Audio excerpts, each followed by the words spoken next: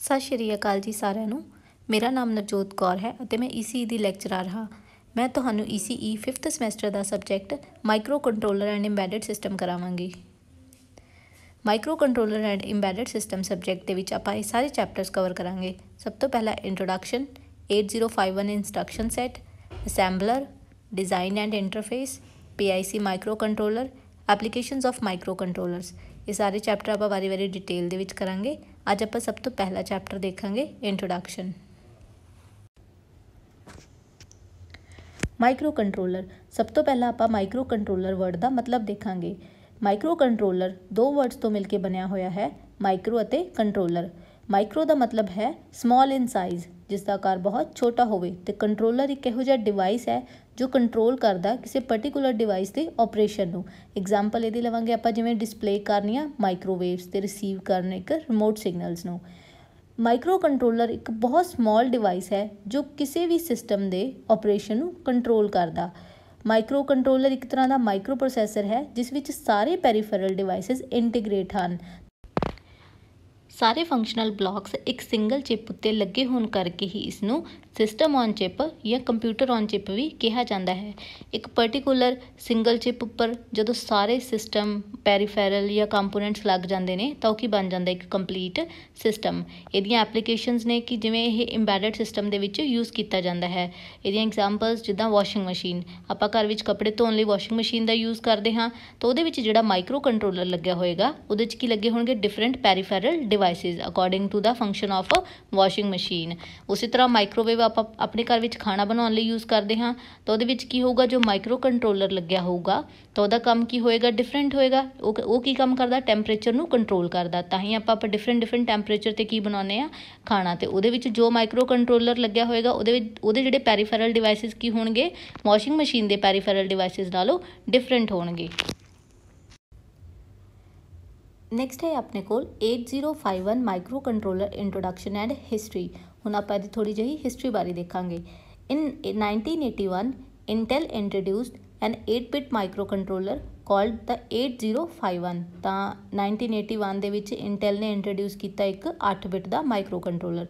देखो 8-bit का पहला मतलब समझांगे। 8-bit हुंदा एक वर्ड लेंथ, मतलब वो 8-bit डाटा नूं ही फैच करूगा in a time. 8-bit data नूं ही एग्जीक्यूट करेगा, प्रोसैस करेगा, जो भी वो फंक्शन परफॉर्म करूगा वो 8-bit डाटा नाल ही करेगा। तो जिहड़ा इंटेल ने इंट्रोड्यूस किया माइक्रो कंट्रोलर वो कितने बिट सी?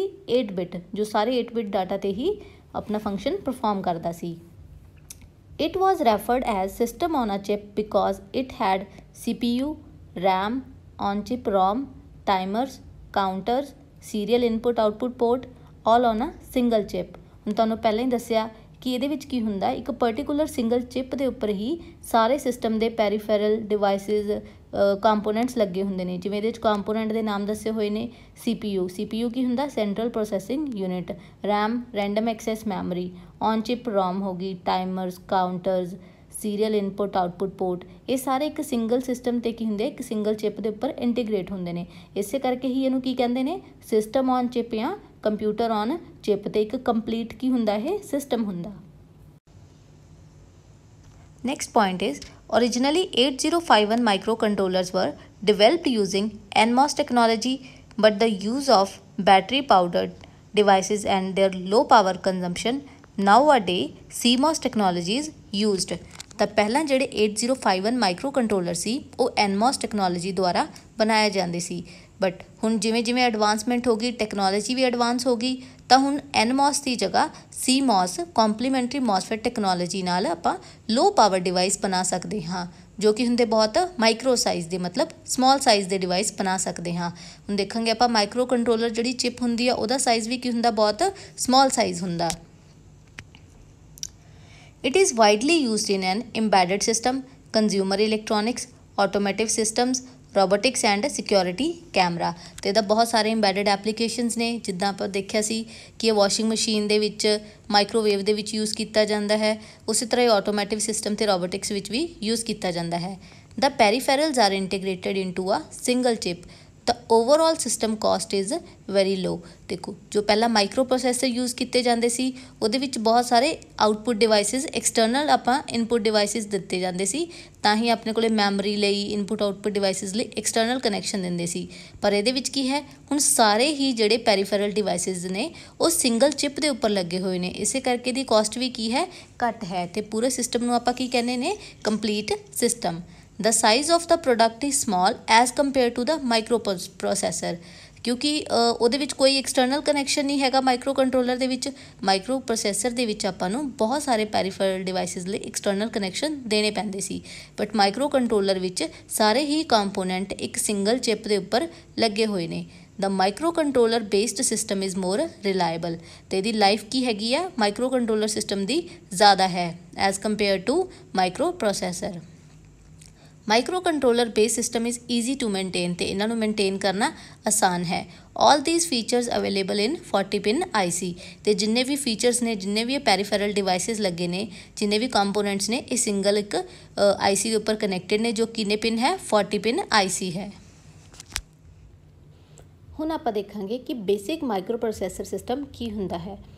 ਇੱਕ ਬੇਸਿਕ ਮਾਈਕਰੋ ਪ੍ਰੋਸੈਸਰ ਸਿਸਟਮ ਕੀ ਹੋਊਗਾ, ਇੱਕ ਜਨਰਲ ਪਰਪਸ ਸਿਸਟਮ ਹੋਊਗਾ ਜਿਹਦੇ ਵਿੱਚ ਕੀ ਲੱਗਿਆ ਹੋਊਗਾ ਇੱਕ CPU ਕੀ ਹੁੰਦਾ ਹੈ ਸੈਂਟਰਲ ਪ੍ਰੋਸੈਸਿੰਗ ਯੂਨਿਟ। ਤਾਂ ਮਾਈਕਰੋ ਪ੍ਰੋਸੈਸਰ ਨੂੰ ਬ੍ਰੇਨ ਆਫ ਦਾ ਕੰਪਿਊਟਰ ਵੀ ਕਿਹਾ ਜਾਂਦਾ ਹੈ, ਕਿਉਂਕਿ ਇਹਦੇ ਵਿੱਚ ਕੀ ਹੁੰਦਾ CPU। ਹੁਣ ਦੇਖਾਂਗੇ ਇਹਦੇ ਵਿੱਚ ਕਿਹੜੇ ਕਿਹੜੇ ਕੰਪੋਨੈਂਟਸ ਲੱਗੇ ਨੇ। It contains the same 6 basic components. सब तो पहला अरिथमैटिक लॉजिक यूनिट जो कि परफॉर्म करता सारे अरिथमैटिक ऑपरेशंस नूं। रजिस्टर एरे कंट्रोल यूनिट, ये तिन्नां नूं की कवांगे आपां फस्ट 3 पॉइंट्स नूं कवांगे CPU सेंट्रल प्रोसैसिंग यूनिट। उस तो बाद मैमरी इनपुट आउटपुट यूनिट। तो देखो जिहड़ी मैमरी ते इनपुट आउटपुट यूनिट है ये दोने एक्सटर्नली इहदे नाल की कीते होए ने अटैच किए हुए हैं, मतलब इन्हों एक्सटर्नल कनैक्शनस प्रोवाइड किए हुए हैं माइक्रो प्रोसैसर नाल कनैक्ट करने लई। तो ये अपने को एक बेसिक सिस्टम है माइक्रो प्रोसैसर का। हुण आपां देखांगे कि माइक्रो कंट्रोलर दे विच की हुंदा है। माइक्रो कंट्रोलर एक तरह का एक माइक्रो प्रोसैसर ही है जिहदे विच बाकी जिहड़े डिवाइसिस ने उन्हां नूं एक्सटर्नली कनैक्ट करने की जरूरत नहीं पैंदी, ये उसे विच ही की हुंदे ने ऐड हुंदे ने, उसे चिप के उपर की हुंदे ने इंटीग्रेट हुंदे ने। इनू आपां की कहने एक समॉल लो कॉस्ट कंप्यूटर भी कहते हैं। तो ये तुसीं देखोगे कि CPU भी लग्या होया है, मैमरी भी है, रोम तो रैम तो इनपुट आउटपुट डिवाइसिस, तो जोड़े अदर डिवाइसिस होणगे वो की ने timers counters analog interfaces input output interfaces. 8051 का बेसिक कंपोनेंट की ने।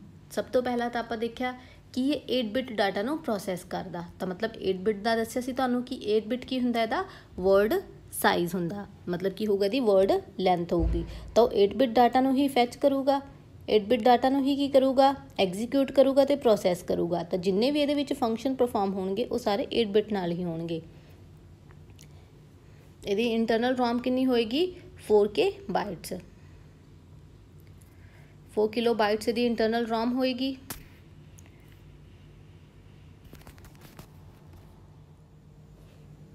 तुसी डायग्राम दे विच देखोगे कि जिन्ने भी इहदे विच पैरीफेरल डिवाइसिस ने या जिन्ने भी कंपोनेंट ने एक सिंगल चिप के उत्ते ही इंबैडिड ने, तो सारे एक सिंगल चिप के उपर इंबैडिड होने दे करके इहनूं की कहंदे एक कंप्लीट सिस्टम, या इहनूं की कहंदे ने सिस्टम ऑन चिप या कंप्यूटर ऑन चिप। सब तो पहला तुसी देखोगे CPU की एक माइक्रो प्रोसैसर जिहदे विच की आपां पढ़े सीगे किहड़े हुंदे ने इहदे components arithmetic logic unit control unit ते रजिस्टर्स। तो उस तो बाद की सीगे अपने कोले जो एक्सटर्नली कनैक्टेड सी मैमरी ते इनपुट आउटपुट डिवाइसिस, बट इहदे विच आपां कोई भी एक्सटर्नल कनैक्शन नहीं दिता होया, इहदे विच की है इनबिल्ट ही ने मैमरी ते इनपुट आउटपुट डिवाइसिस। ते इहदे बाकी जो अदर सब सिस्टम्स ने उन्हें timers counters analog interfaces and input output interfaces. तो ये सारे ही एक सिंगल चिप के उपर लगे हुए ने। बेसिक कंपोनेंट तो आपां हिस्टरी विच पहला भी देखा कि है कि इनू की कहते सी 8 बिट माइक्रो कंट्रोलर भी कहते सी। तो 8 बिट का की मतलब है कि उसकी वर्ड लेंथ कितनी होंगी है 8 बिट, मतलब वो 8 बिट डाटा नूं ही फैच करूगा एट अ टाइम, तो 8 बिट डाटा नूं ही एग्जीक्यूट या प्रोसैस करेगा। तो जो भी वो फंक्शन परफॉर्म करेगा माइक्रो कंट्रोलर वो 8 बिट नाल ही करेगा। तो इहदी इंटरनल रोम कितनी होएगी 4K बाइट्स, 128 बाइट्स इहदी इंटरनल रैम होएगी, 4 ਕੀ ਹੋਣਗੇ ਇਹਦੇ 8 bit input output ports P0 ਤੋਂ P3 ਤੱਕ। ਇਹ ਤੁਹਾਨੂੰ ਜਦੋਂ ਅਸੀਂ ਪਿਨ ਡਾਇਗਰਾਮ ਕਰਾਵਾਂਗੇ ਤਾਂ ਉਹਦੇ ਵਿੱਚ ਤੁਹਾਨੂੰ ਸਾਰੇ ਪੋਰਟਸ ਬਾਰੇ ਡਿਟੇਲ 'ਚ ਦੱਸਾਂਗੇ। 2 16 ਬਿਟ ਟਾਈਮਰਸ ਕਾਊਂਟਰਸ 1 ਸੀਰੀਅਲ ਇੰਟਰਫੇਸ, ਤਾਂ ਇਹਦੇ ਵਿੱਚ ਕੀ ਹੋਊਗਾ, ਇੱਕ ਸੀਰੀਅਲ ਕਮਿਊਨੀਕੇਸ਼ਨ ਪੋਰਟ ਵੀ ਹੋਊਗਾ। ਇਹ ਸਾਰੇ ਇੱਕ ਸਿੰਗਲ ਚਿਪ ਉੱਪਰ ਐम्बेडेड ਨੇ। Block diagram of micro controller. ਹੁਣ ਤੁਸੀਂ ਬਲੌਕ ਡਾਇਗਰਾਮ ਵਿੱਚ ਦੇਖੋਗੇ ਕਿ ਜਿੰਨੇ ਵੀ ਸਾਰੇ ਕੰਪੋਨੈਂਟ ਲੱਗੇ ਹੋਏ ਨੇ, ਜਿੰਨੇ ਵੀ ਸਾਰੇ ਪੈਰੀਫੈਰਲ ਡਿਵਾਈਸਿਸ ਨੇ, ਉਹ ਇੱਕ ਚਿਪ ਉੱਪਰ ਹੀ ਐम्बेडेड ਨੇ। ALU ਅਰਥਮੈਟਿਕ ਲੌਜਿਕ ਯੂਨਿਟ, ਜੋ ਅਰਥਮੈਟਿਕ ਕੀ ਕਰੇਗਾ, ਫੰਕਸ਼ਨਸ ਨੂੰ ਪਰਫਾਰਮ ਕਰੇਗਾ। ਰਜਿਸਟਰਸ, RAM, ROM, ਇਹ ਦੋਨੋਂ ਮੈਮਰੀਜ਼ ਨੇ। CPU central processing unit, program counter, stack pointer, clock circuit, interrupt circuit, timer counters and input output ports. ਤਾਂ ਇਹ ਸਾਰੇ ਕੰਪੋਨੈਂਟਸ ਇੱਕ ਸਿੰਗਲ ਚਿਪ ਦੇ ਉੱਪਰ ਐम्बेडेड ਨੇ। Applications of 8051 micro controller. ਇਹਦੀਆਂ ਐਪਲੀਕੇਸ਼ਨਸ ਦੇਖਦੇ ਹਾਂ। ਸਭ ਤੋਂ ਪਹਿਲੀ ਐਪਲੀਕੇਸ਼ਨ ਇਹਦੀ ਕੰਜ਼ਿਊਮਰ ਅਪਲਾਇੰਸਿਸ, ਤਾਂ ਇਹ ਆਪਣੇ TV ਟਿਊਨਰਸ ਵਿੱਚ, ਰਿਮੋਟ ਕੰਟਰੋਲਰ ਜਾਂ ਕੰਪਿਊਟਰਸ ਦੇ ਵਿੱਚ ਯੂਜ਼ ਕੀਤਾ ਜਾਂਦਾ ਹੈ। ਸੈਕਿੰਡ ਹੈ ਹੋਮ ਐਪਲੀਕੇਸ਼ਨਸ, ਤਾਂ ਇਹ ਆਪਣੇ ਵਾਸ਼ਿੰਗ ਮਸ਼ੀਨਸ ਦੇ ਵਿੱਚ, ਮਾਈਕ੍ਰੋਵੇਵਸ ਦੇ ਵਿੱਚ, video games, TV, home security systems ਦੇ ਵਿੱਚ ਯੂਜ਼ ਕੀਤਾ ਜਾਂਦਾ ਹੈ।